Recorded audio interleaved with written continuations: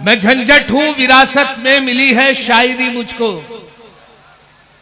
मैं झंझट हूं विरासत में मिली है शायरी मुझको। मेरे अब्बा के दादा जान के दादा भी शायर थे। मैं झंझट हूं विरासत में मिली है शायरी मुझको। मेरे अब्बा के दादा जान के दादा भी शायर थे। और जिस फन को चुराकर दोस्तों अशार कहता हूं, सुना है ये कि उस फन में मेरे दादा भी माहिर थे। निजामत का डॉक्टर साहब नाज़िम मुशायर निजामत कर रहे हैं। 4 मिसरे शिकायत बतौर में अर्ज कर दूं कि अगर एक शेर भी झंझट कभी चोरी का पढ़ता हूं, अगर एक शेर भी झंझट कभी चोरी का पढ़ता हूं, उठाकर आसमां सर पर सभी शायर बिगड़ते हैं।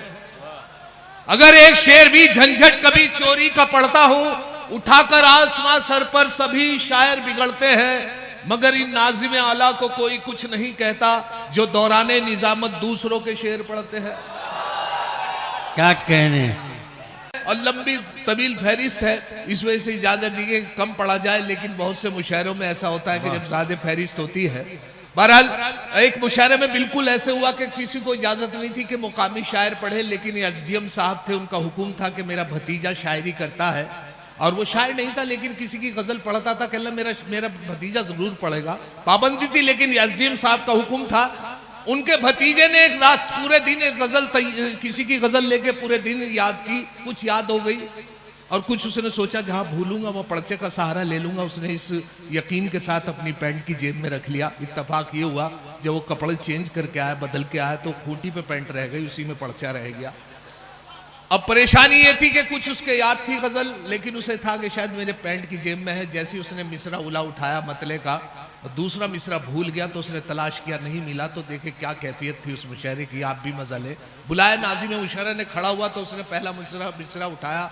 जली शम्मा हुआ परवानों का खून, जली शम्मा हुआ परवानों का खून, जली शम्मा हुआ परवानों का खून, जली शम्मा हुआ परवानों का खून, जली शम्मा हुआ परवानों का खून, इन्ना लिल्लाहि व इन्ना इलैहि राजिऊन।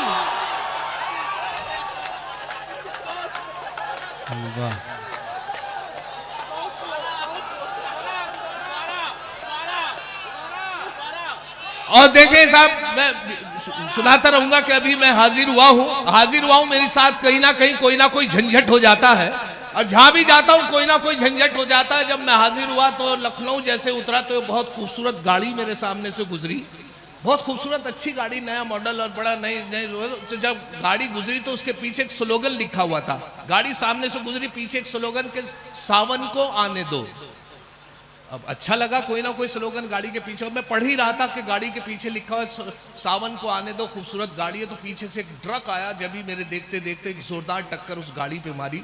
गाड़ी दूर जा पड़ी और मैंने जैसे ट्रक के पीछे देखा तो उस पर लिखा था, आया सावन झूम के। हम जहां जाए वहां लफड़ा ना हो, हम जहां जाए वहां लफड़ा ना हो। दोस्तों झंझट है हम भी नाम के, क्या करें ये नाम ऐसा मिल गया, वरना हम भी आदमी थे काम के। क्या करें ये नाम ऐसा मिल गया, वरना हम भी आदमी थे काम के। और एक और झंझट हुआ कि बस के अंदर एक 4 मिसरे ताजा हुए हैं। मुलाजा फरमाए कि बस का माहौल और गर्मा गर्मी है। भीड़ के बस में था आगे खड़ा एक दिलरुबा, अच्छा लगा। बस में था आगे खड़ा एक दिलरुबा, अच्छा लगा। मैंने जब छेड़ा उसे कुछ ना कहा, अच्छा लगा। बस में था आगे खड़ा एक दिलरुबा, अच्छा लगा। मैंने जब छेड़ा उसे कुछ ना कहा, अच्छा लगा। हौसला मेरा बढ़ा और एक गुस्ताखी जो की, देके उसने गाल पे थप्पड़ कहा, अच्छा लगा। देकर उसने गाल पे थप्पड़ कहा, अच्छा लगा। और ये भी 4 मिसरे सुन ले के एक दिन कर बैठा जुर्मे इश्क में, एक दिन कर बैठा जुर्मे इश्क में, अपनी थाने में हजामत हो गई। इत्तफाकन जज भी था आशिक मिजाज, इसलिए मेरी जमानत हो गई। और एक साहब मेरे बहुत अच्छे दोस्त हैं, मौलवी साहब हैं। तो मौलवी साहब से मैंने ये पूछा, मैंने कहा मौलवी साहब एक मसला बता दीजिए। कहले जी पूछिए। मैंने कहा अगर आदमी वजू से हो और किसी गैर महरम के बाजार में हाथ लग जाए तो क्या वजू टूट जाएगी? अगर आदमी वजू से हो तो अगर किसी गैर औरत के हाथ लग जाए तो कभी वजू टूट जाएगी, तो मौलवी साहब बोले वजू हाथ पैर टूट जाएंगे। अब मुलाजा फरमा लें इसी हवाले से, अभी क्या हुआ कि साहब लॉकडाउन चला है तो लॉकडाउन में बीवी से नोकझोंक रहती थी। इलेक्ट्रॉनिक कंप्यूटर दौर है और इस इलेक्ट्रॉनिक कंप्यूटर दौर में मेरी वाइफ ने मुझे यहाँ तक कह दिया कि जितना तुम्हारे में दिमाग है ना, इतना तो मेरा हर वक्त खराब रहता है। अब हालत ये हुई कि मैंने उन्हें रिझाने के लिए इलेक्ट्रॉनिक कंप्यूटर दौर के हवाले से 4 मिसरे उनकी शान में कहे। मुलाजा फरमाए कि दिल है मेरा मोबाइल, तुम सिम हो मेरी जान।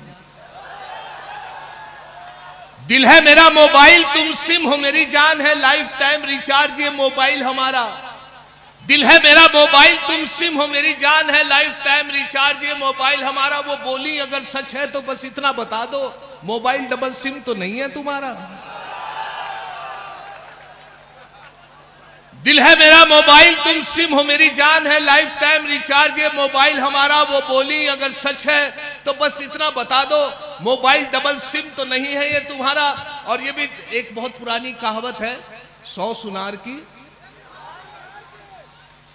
मैं सोचता था कि यहाँ ना शायद पढ़े, लेकिन सब रोजमर्रा की जबान में इस्तेमाल होती है। तो जब ये सामने आई कि 100 सुनार की एक लुहार की कहावत, तो 3 मिसरे लगे हैं। मुलाजा फरमाए कि औलाद 101 थी जो एक लुहार की, औलाद 101 थी जो एक लुहार की, बीवी से बोले ये मेरी दौलत है प्यार की। औलाद 101 थी जो एक लुहार की, बीवी से बोले ये मेरी दौलत है प्यार की। बीवी का था जवाब अजी रहने दो मियां, इनमें है 100 सुनार की बस एक लुहार की। वाह। और एक बहुत पुराना मिसरा है मुजफ्फर रजमी साहब का, लम्हों ने खता की थी सदियों ने सजा पाई। ये दौर भी देखा है हालात की नजरों ने, लम्हों ने खता की थी सदियों ने सजा पाई। अब उसमें 3 मिसरे एक तस्वीर पेश कर रहा हूं। मुलाजा फरमाए कि एक बार उसे मैंने बस आंख यूं ही मारी थी, एक बार उसे मैंने बस आंख यूं ही मारी थी, वो बन के मेरी बेगम घर साथ चली आई। अब हाल मेरा यह है 10 बच्चों का अब्बा हूं, लम्हों ने खता की थी सदियों ने सजा पाई।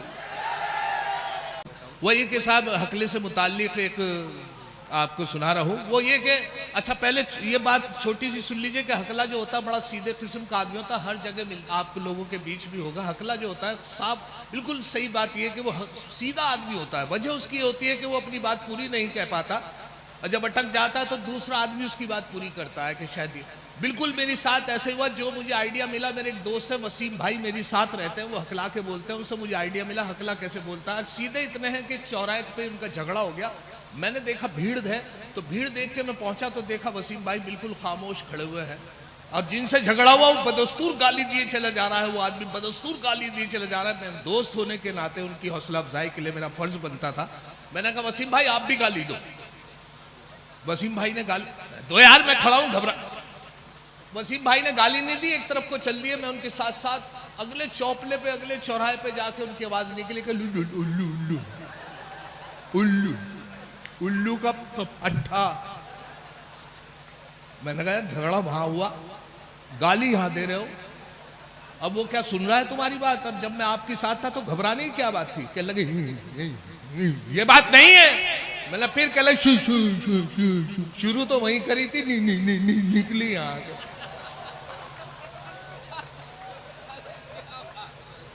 तो ये मजबूरी होती है हकले की। तो मैंने देखा कि इश्क, वो किसी से इश्क करते थे और इश्क इतना दिल खोल के करते थे कि साहब उनसे बड़ा मोहब्बत करते थे किसी लड़की से। उधर मालूम नहीं, बिल्कुल एक तरफा इश्क था, उधर से कोई रिस्पॉन्स नहीं था। ना उस लड़की को पता था कि वो इश्क करता है वसीम।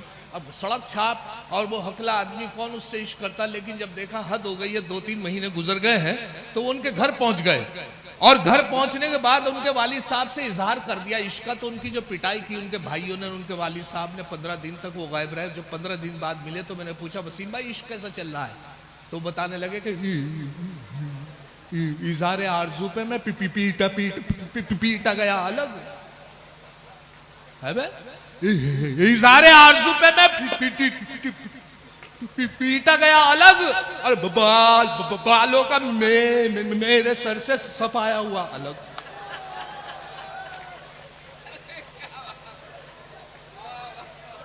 अब शेर मुलाजा फरमाए कि मत पूछिए कि कैसी कयामत गुजर गई।